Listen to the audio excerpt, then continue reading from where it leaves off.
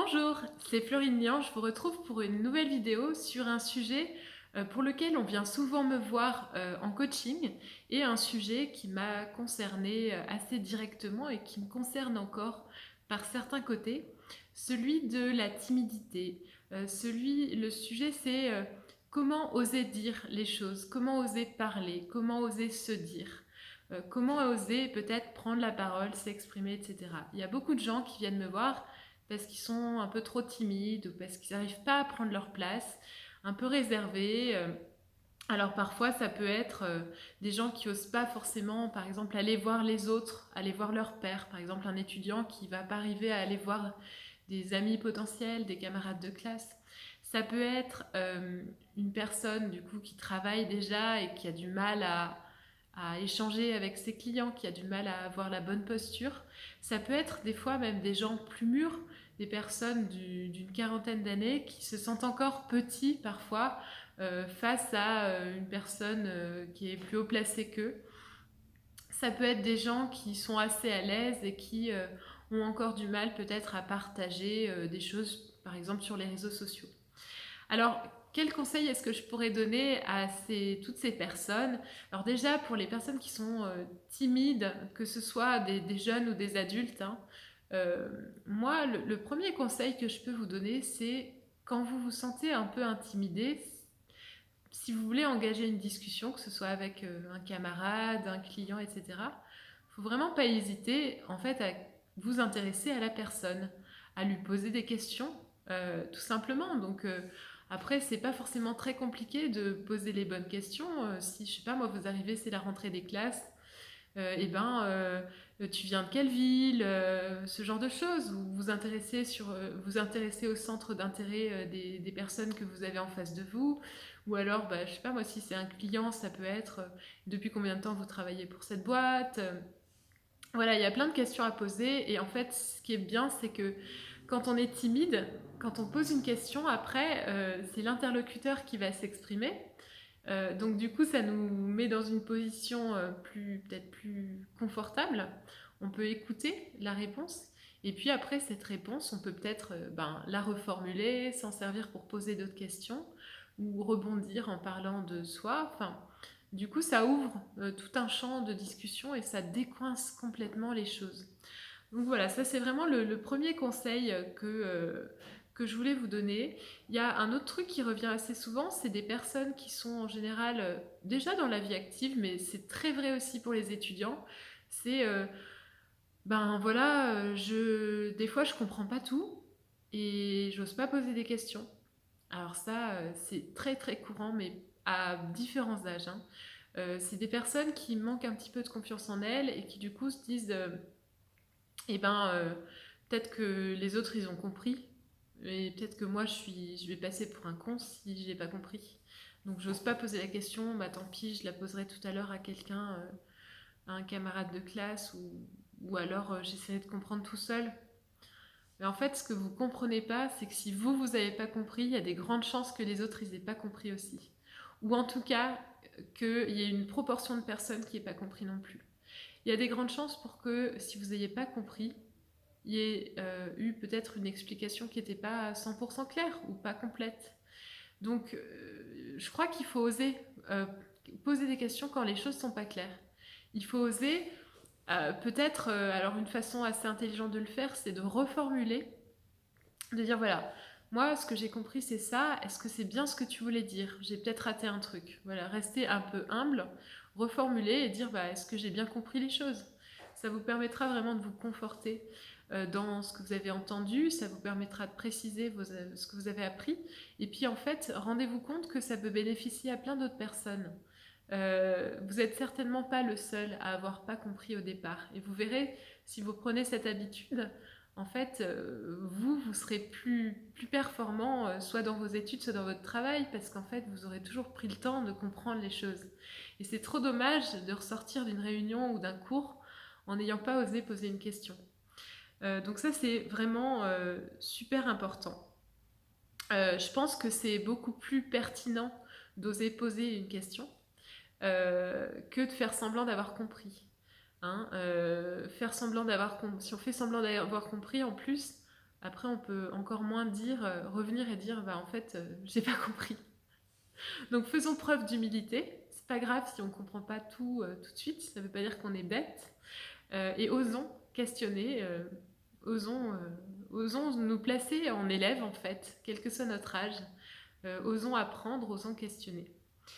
Euh, alors ensuite, il y a oser dire parfois des choses un peu difficiles. Ça peut être dans le privé, ça peut être dans le travail, ça peut être dans plein de contextes en fait. Parfois, on n'est pas content pour une raison. Alors des fois, c'est des managers qui ont du mal à dire les choses à leurs équipes. Des fois, ça peut être des étudiants aussi qui sont, je sais pas, par exemple dans un travail de groupe et puis il y a un membre du groupe qui fait pas grand-chose et ils osent pas trop lui dire. Et là, ce que je vous invite à faire, c'est essayer d'employer peut-être les méthodes de la CNV, de la communication non violente. Donc essayez, plutôt que de reprocher quelque chose à cette autre personne, quelle qu'elle soit, plutôt d'exprimer vos besoins en fait, d'expliquer à la personne en face ce que vous avez ressenti par rapport à ces actes, et puis du coup, en quoi ça ne répondait pas à un besoin que vous aviez, et puis ce que vous attendez d'elle. Donc, je sais pas moi, par exemple, prenons le cas d'un élève, d'un étudiant qui n'a pas travaillé avec les autres, qui était pas très présent sur un travail de groupe. Et ben, ça pourrait être, tu sais, machin, on aurait bien aimé que tu sois plus présent sur ce travail de groupe parce que, eh bien, nous, ça nous a demandé un certain nombre d'heures et ça nous rend ça nous écœure un peu, on se sent un petit peu écœuré en fait d'écrire ton nom sur notre travail, alors que eh ben, on y a passé 5 heures et toi on pense que tu y as passé à peu près 1 heure. Est-ce que tu pourrais nous dire pourquoi tu n'as pas été plus présent avec nous? Est-ce que tu pourrais nous expliquer? Peut-être que tu as eu des problèmes. Euh, et puis après, bah, on peut l'écouter, on peut engager une discussion et lui dire, bah, écoute, pour une prochaine fois, pour retravailler avec toi, si tu veux qu'on retravaille ensemble, il faudra vraiment que le niveau d'implication soit le même pour tout le monde. Est-ce que tu serais prêt à t'impliquer autant que nous sur les prochains travaux? Voilà, ça c'est un exemple. On peut faire un peu la même chose avec ses équipes quand on est manager, par exemple. On peut dire les choses même à son manager. Dans certains cas, c'est nécessaire de dire, bah, écoute, quand tu m'as dit ça, ben, moi je me suis sentie blessée. Euh, du coup, ben, je suis prêt ou prête à entendre des remarques ou des critiques. Par contre, la prochaine fois, si tu pouvais les formuler de cette façon, ça m'aiderait à les prendre de façon positive, ça m'aiderait à progresser, mais je pense que ça m'affecterait moins euh, personnellement. Voilà, ça c'est une option aussi. Donc voilà, comment dire les choses un peu difficiles. Et puis, dernière chose que j'avais envie de vous dire dans cette vidéo, c'est un sujet qui me concerne moi personnellement là en ce moment, c'est oser se dire, oser partager ce qu'on a à dire. Euh, c'est pas évident, je trouve, de s'exposer par exemple sur les réseaux. C'est ce que je suis en train de faire avec mes vidéos. Donc ma chaîne YouTube, elle est toute bébé. Ça fait peut-être à peu près 2 semaines que je fais des vidéos bah, de façon assez régulière parce que j'ai plein de sujets à partager. J'ai encore plein de thèmes dans la tête. Je pense que moi, mes vidéos, je les fais de façon très naturelle. J'espère que ça va servir aux gens, tout simplement. Je ne sais pas combien de personnes ça va toucher, mais j'espère que ça va leur être utile.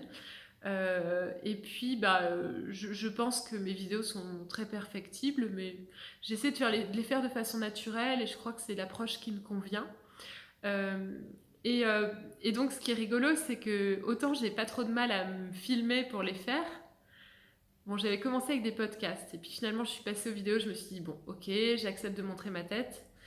Par contre, aller partager les vidéos que j'ai faites sur les réseaux, c'est pas évident pour moi. C'est pas évident parce que et ben, bon, en plus, on est dans une période particulière là.